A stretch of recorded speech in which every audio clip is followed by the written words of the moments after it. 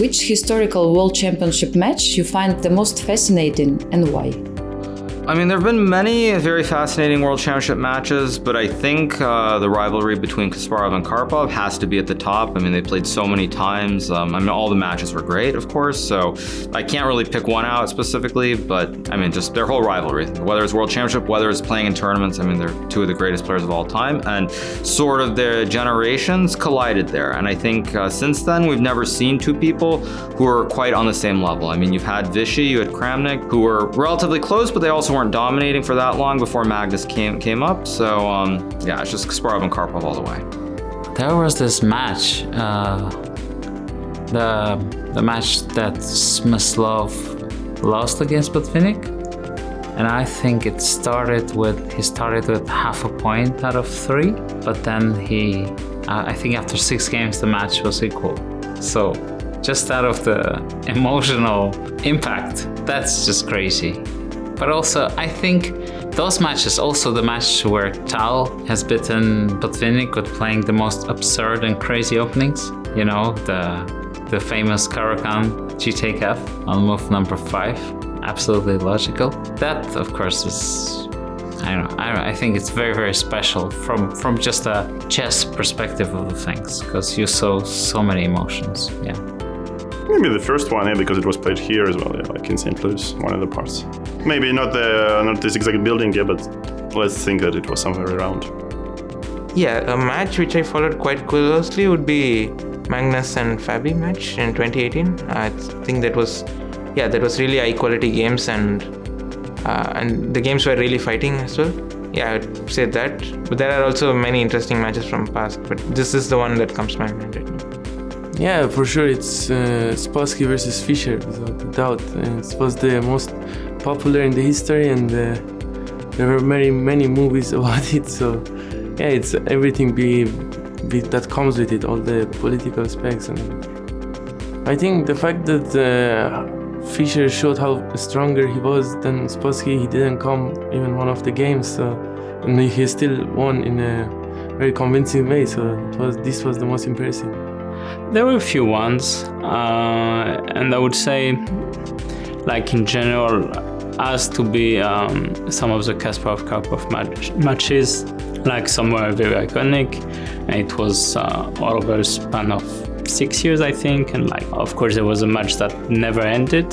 First of all, the 48 games match, where Karpov was leading 5-0 and came down to 5-3, and then they interrupted after, I don't know, 6 months of play or something. And I think it was Sevilla where Kasparov had to win the last game with white to equalize the match and retain his title, and he managed that in a long, grueling game.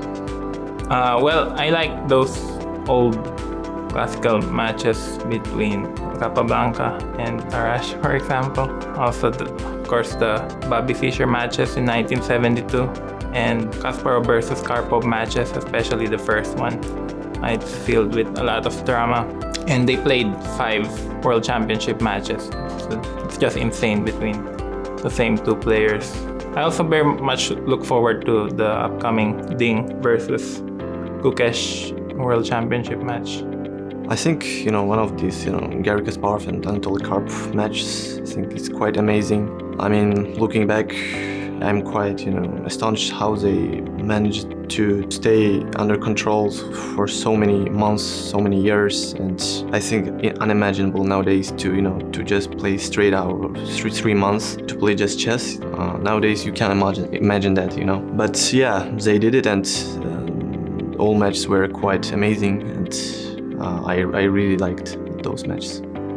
The ones that I was following when I was already a chess player, of course. A very famous one is Fischer Spassky, but I wasn't around, and I could only read about it, and pretty much the same for Karpov Kasparov. So, and most of Kasparov's matches I wasn't really able to follow. But from the modern ones, I would probably pick the Kramnik Anand. I remember following closely and enjoying it quite a lot. It was quite exciting, and the games were fun, and yeah, that one. I'm a bit biased towards more modern matches. Like, I would say from a historical point of view, for sure, Bobby Fischer against Boris Spassky in 1972. The first time that an American player became world champion, unless you count Steinitz, in which case, yeah, he even had the first world champion, but an American-born player, Bobby Fischer. And from a political point of view, because it was like the United States against the Soviet Union in some ways as well, there was also a lot of intrigue there.